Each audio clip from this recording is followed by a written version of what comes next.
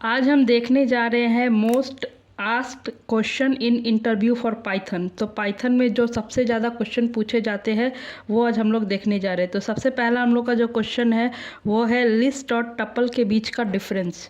तो जो लिस्ट और टपल है उन दोनों का बीच का अगर एक प्राइमरी डिफरेंस हम लोग बोले तो वो म्यूटेबिलिटी होता है। ठीक है, तो अब बात करते हैं कि दोनों के बीच का डिफरेंस क्या क्या है। जैसे जो लिस्ट है और जो टपल है, तो अगर जो लिस्ट है अगर ये क्रिएट हो गया है, ठीक है, तो हम लोग उसको चेंज कर सकते हैं जिसको म्यूटेबल बोलते हैं। लेकिन अगर जो टपल है वो अगर क्रिएट हो गया तो हम लोग उसको चेंज नहीं कर सकते, ये इम्यूटेबल होता है। और एक दूसरा डिफरेंस की बात करें तो ये होमोजीनियस कलेक्शन ऑफ आइटम्स होता है, और जो टपल होता है वो हेट्रोजीनियस कलेक्शन ऑफ आइटम्स होता है। जो हेट्रोजीनियस कलेक्शन होता है जो कि हमेशा कांस्टेंट रहता है। अब तो दूसरा क्वेश्चन हम लोग देखते हैं कि what is the purpose of self keyword in Python. अब पाइथन का ये पाइथन में सेल्फ कीवर्ड का क्या पर्पस है। तो हम लोग देखते हैं, सबसे पहला है कन्वेंशनल। ठीक है, तो इसमें क्या होता है, not a reserve keyword but universally used. ये जो सेल्फ है, जो सेल्फ कीवर्ड है वो कोई भी रिजर्व कीवर्ड नहीं है, इसको यूनिवर्सली कहीं भी यूज़ हो सकता है। दूसरा देखते हैं इसका purpose, it allow you to access variable and method. ये हम लोग को कोई भी वेरिएबल और मेथड को एक्सेस करने देता है,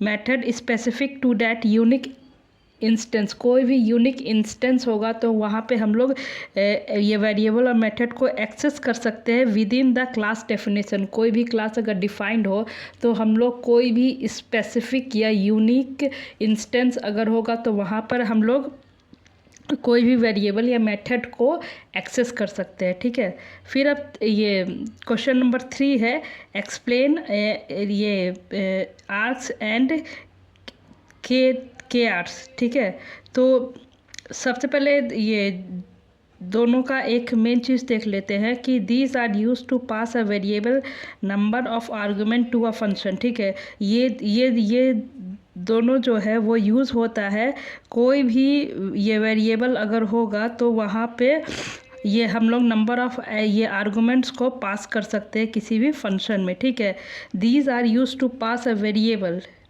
number of argument to a function. अब हम लोग ये इसका ये देखते हैं कि अब ये है क्या। तो जो आर्क्स है तो ये जो है वो कलेक्शन ऑफ नॉन कीवर्ड है।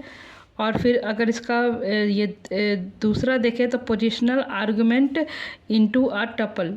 ठीक है, फिर जो के आर से कलेक्ट कीवर्ड आर्गुमेंट, ये जो है वो कीवर्ड आर्गुमेंट को कलेक्ट करता है, जैसे नेम्ड हो गया, पैरामीटर हो गया। फिर दे प्रोवाइड ये फ्लेक्सिबिलिटी व्हेन डिफाइनिंग फंक्शन। जब भी के आर्क्स को हम लोग अगर डिफाइन करते हैं तो वो क्या करता है, हम लोग को फ्लेक्सिबिलिटी देता है।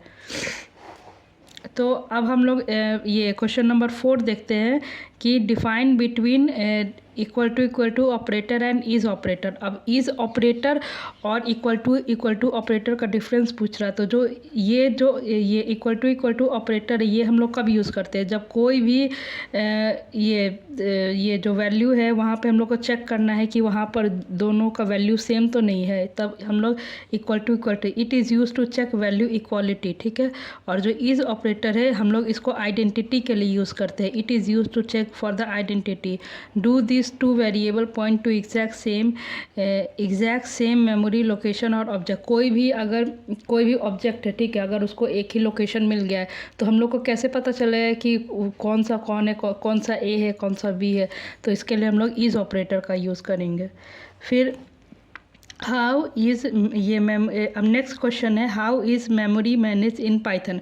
अब पाइथन में हम लोग मेमोरी को कैसे मैनेज कर सकते हैं, तो अब देखते हैं। It manage memory automatically uses a private heap space. Python जो होता है वो अपने मेमोरी को ऑटोमेटिकली मैनेज करता है हीप स्पेस के ज़रिए, ठीक है। फिर दूसरा पॉइंट है the core mechanism involve reference counting which tracks how many variable point to an object.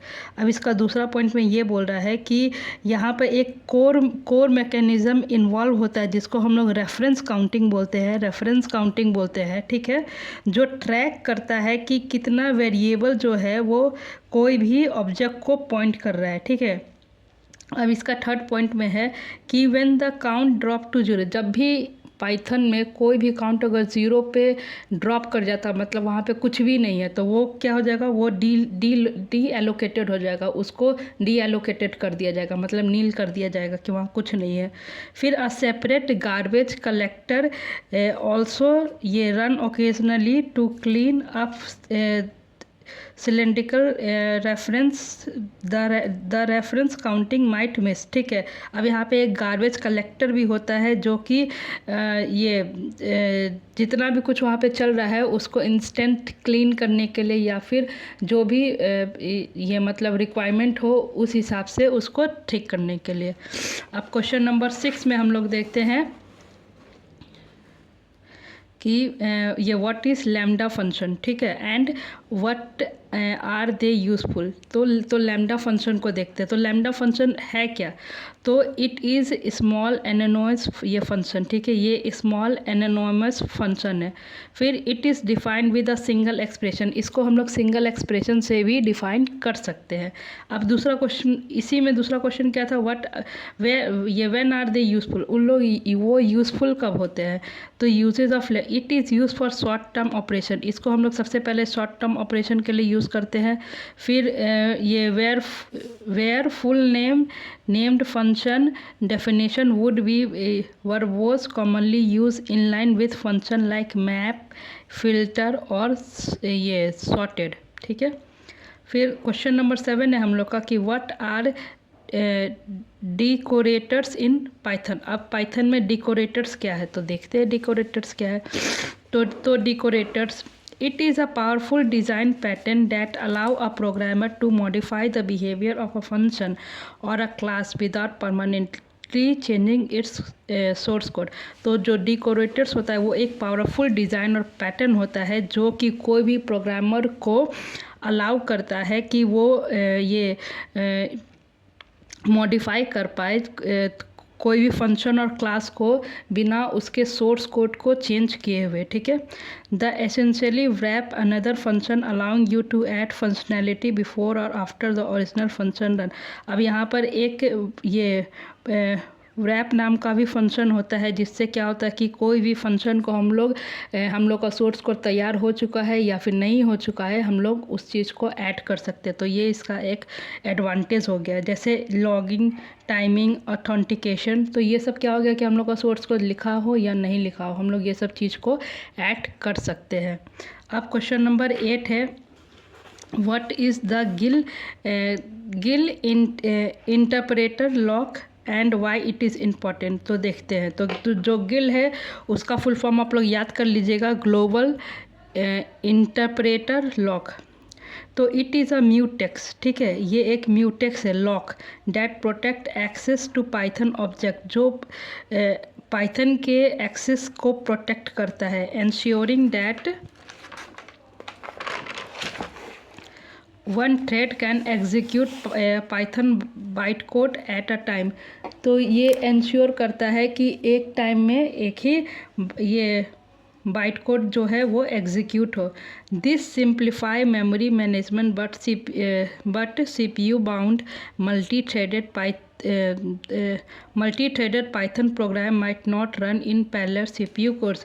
ये जो है वो ये मेमोरी मैनेजमेंट का तो सिंपली कर देता है, लेकिन क्या होता है कि CPU बाउंड ये मल्टी थ्रेडेड पाइथन प्रोग्राम जो है वो पैरेलली उसके CPU कोर में रन नहीं कर पाते हैं, ठीक है। It's a critical concept for understanding concurrency in Python. ये एक क्रिटिकल कॉन्सेप्ट है कि पाइथन के कंकरेंसी में हम लोग समझ पाए। अब what are the generator and what is the use of yield keyword, ठीक है। तो जनरेटर, अब जनरेटर क्या होता है, generator are a simple and memory efficient way to create iterators. तो जो जनरेटर है वो एक सिंपल और मेमोरी एफिशिएंट तरीका है जिससे इटीरेटर्स को हम लोग क्रिएट कर सकते हैं, ठीक है। When a function uses the yield keyword instant of return it become a generator. कोई भी फंक्शन अगर यील्ड को यूज़ कर रहा है रिटर्न के बदले में, तो वो ऑटोमेटिक क्या हो जाएगा, वो जनरेटर बन जाएगा।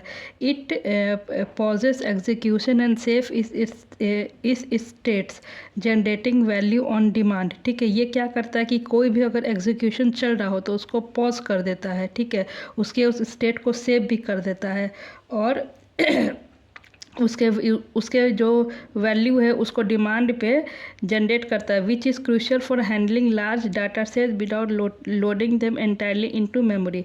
ये क्या है कि छोटे छोटे प्रोग्राम्स के लिए अच्छे हैं, लेकिन अगर कोई भी लार्ज डेटा सेट हो, कोई अगर बहुत बड़ा प्रोजेक्ट हो, बहुत बड़ा डेटा सेट हो, तो वहाँ पे बहुत मुश्किल होगा, ठीक है।